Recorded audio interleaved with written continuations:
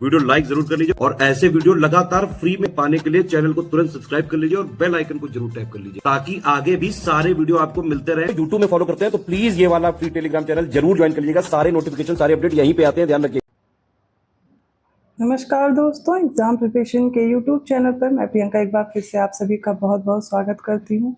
हम लोग कवर कर रहे थे मॉडर्न इंडियन हिस्ट्री की रिवीजन क्लास में सामाजिक धार्मिक सुधार आंदोलन, जो कि 18वीं शताब्दी के आसपास शुरू हो गए थे और 20वीं शताब्दी के मध्य तक इन आंदोलन का वर्चस्व रहता है और काफ़ी सुधार इन आंदोलन की वजह से देखे भी जाते हैं। और लास्ट क्लास में हमने काफ़ी आंदोलन या संप्रदाय हमने डिस्कस कर लिए थे, आगे उन्हीं के कंटिन्यू करेंगे। अगर आप न्यू हैं इस चैनल पर, डेली दोपहर 1 बजे क्लास आती है, साथ में रात को 9 बजे मेरे साथ आप प्रैक्टिस कर सकते हैं। मॉक टेस्ट चल रहे हैं, खासकर आरओ एआरओ को टारगेट करते हुए, और यूपी पीसीएस के लिए भी उतने ही इम्पॉर्टेंट हैं।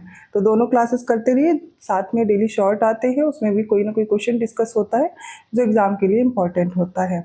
इसके अलावा जो बच्चे पेड कोर्स ज्वाइन करने में इंटरेस्टेड हैं या जिनको लग रहा है अभी भी उनकी प्रिपरेशन में कोई कमी है, या फिर आप टेस्ट सीरीज सॉल्व कर रहे हैं, मॉक टेस्ट लगा रहे हैं, आपके मार्क्स उतने नहीं आ रहे हैं जो आने चाहिए एग्ज़ाम क्वालिफाई करने के लिए, तो आप स्टडी फॉर सिविल सर्विसेज का कोर्स ज्वाइन कर सकते हैं। डिस्क्रिप्शन बॉक्स में मैंने नंबर प्रोवाइड किया है, आप व्हाट्सएप मैसेज या कॉल के थ्रू जानकारी ले पाएंगे।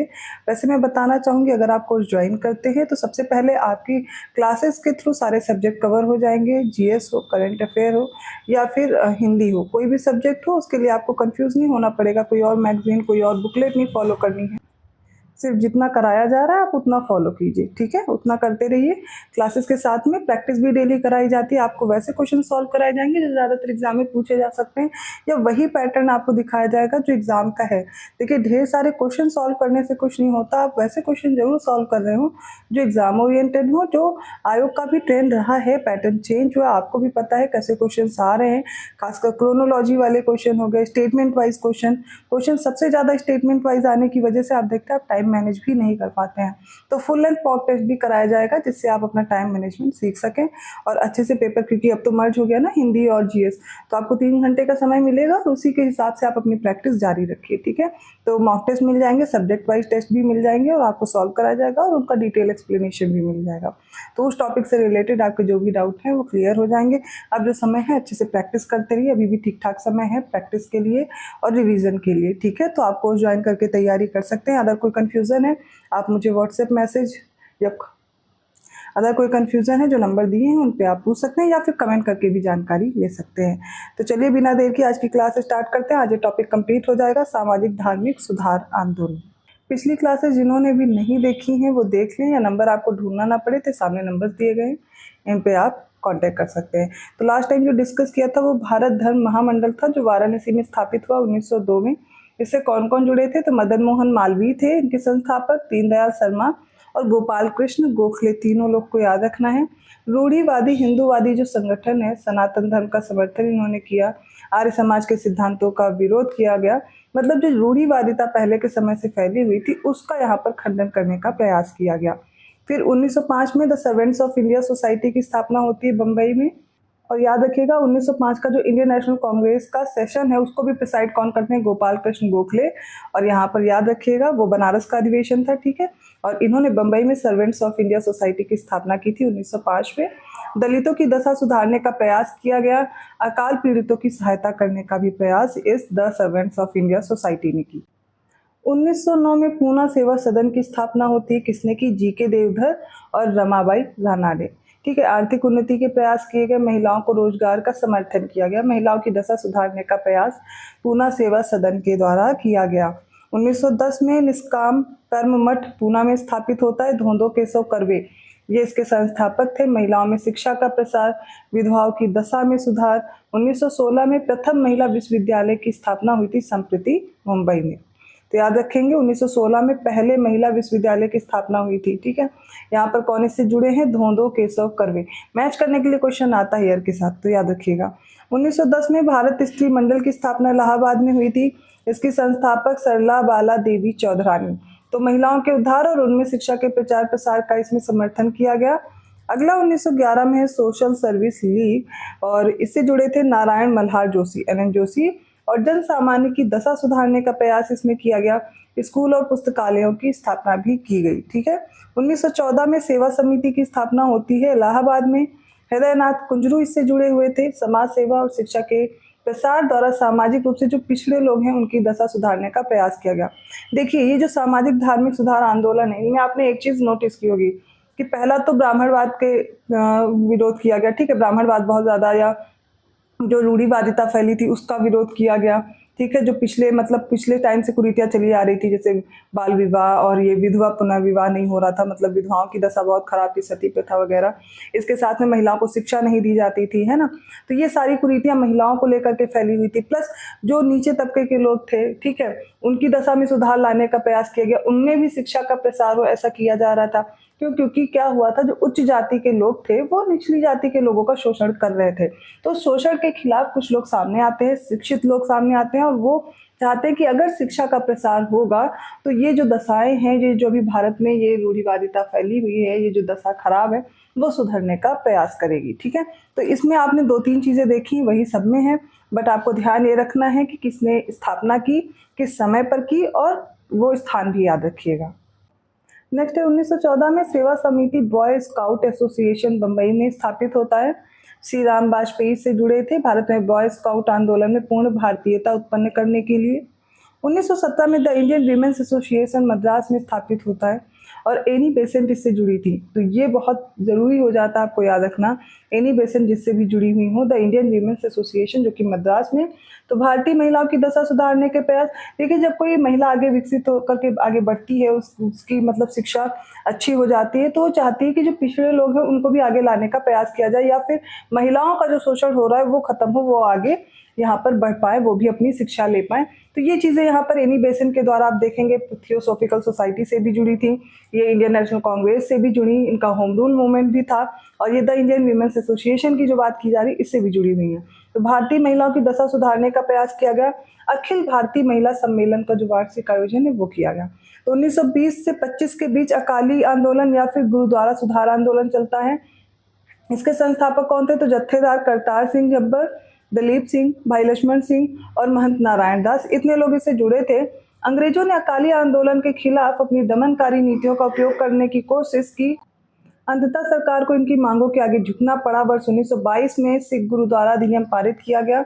जुलाई 1925 में गुरुद्वारा सुधार अधिनियम के रूप में संशोधित भी किया गया, जिसने पंजाब के सभी गुरुद्वारों को शिरोमणि गुरुद्वारा प्रबंधक कमेटी और स्थानीय गुरुद्वारा कमेटी जैसे निर्वाचित पंथिक निकायों को इनके अधीन ला दिया था।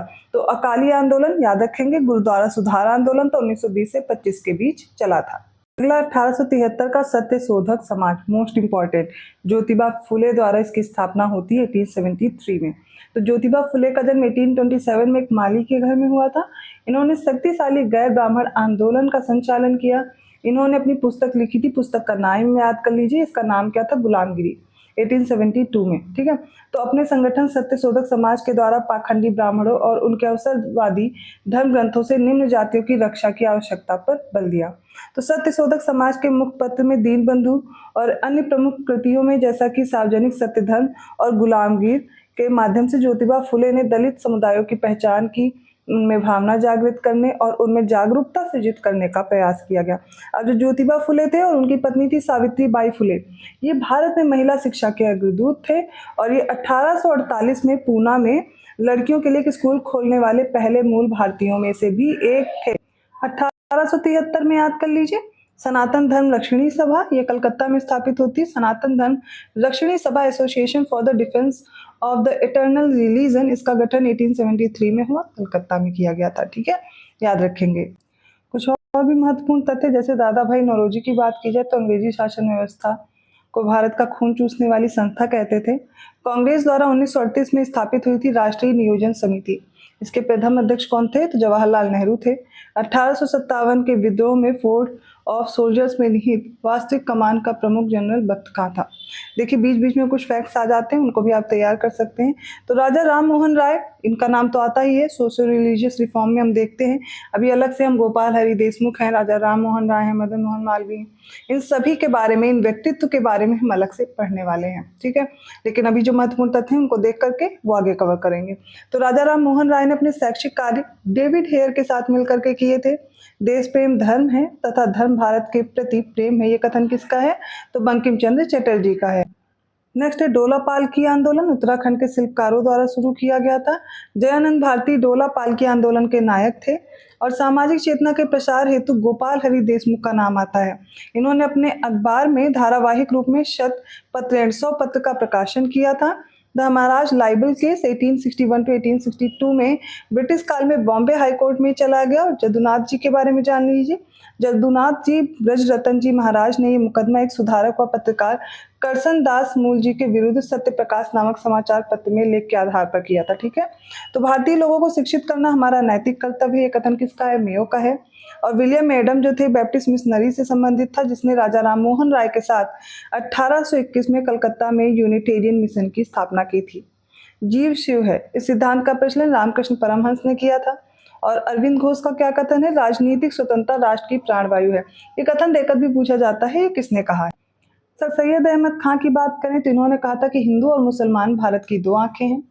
और डॉक्टर हरविलास सारदा का नाम याद रखिएगा, सारदा अधिनियम पूछा जाता है ना, तो 1929 में एक सारदा अधिनियम पारित हुआ था। वो इन्हीं की वजह से हुआ था, इनके प्रयासों से हुआ था। इस अधिनियम द्वारा लड़कों की उम्र जो थी विवाह की वो 18 वर्ष और लड़कियों की उम्र 14 वर्ष शादी के लिए निर्धारित कर दी गई थी। ये इंपॉर्टेंट है, फैक्ट याद कर लीजिएगा।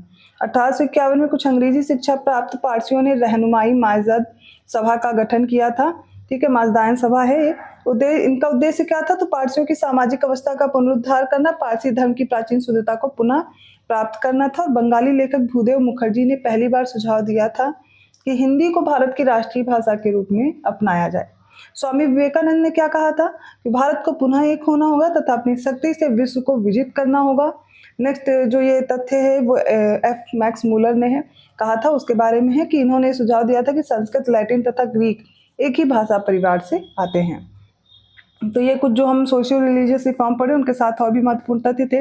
लेकिन आगे हम राजा राम मोहन राय, मदन मोहन मालवीय और भी जो इम्पोर्टेंट पर्सन्स हैं उनको हम देखने वाले हैं। उनके जीवन काल के बारे में देखेंगे कि कैसे उन्होंने ये हमारे भारत में अब सुधार के लिए अपना योगदान दे रहे थे। तो बाकी सारी चीज़ें कल के वीडियो में कवर करूँगी। आज जो इम्पोर्टेंट था, ये जो आपका टॉपिक था सामाजिक धार्मिक सुधार आंदोलन, वो कवर होता है, कंप्लीट हो गया है। पिछली क्लासेस जिन्होंने भी नहीं देखी वो देख लीजिए, उससे काफ़ी हेल्प आपको मिलने वाली है। वीडियो अच्छा लगा तो लाइक करना मत भूलिए, चैनल को सब्सक्राइब जरूर कर लीजिए। और ऐसे ही कंटेंट के साथ मैं मिलती हूँ नेक्स्ट वीडियो में। पेड कोर्स के लिए मैंने बताया, डिस्क्रिप्शन बॉक्स में नंबर है, आप उन पर कॉन्टैक्ट करके जानकारी ले सकते हैं। मैं मिलती हूँ अगली क्लास में, तब तक के लिए धन्यवाद।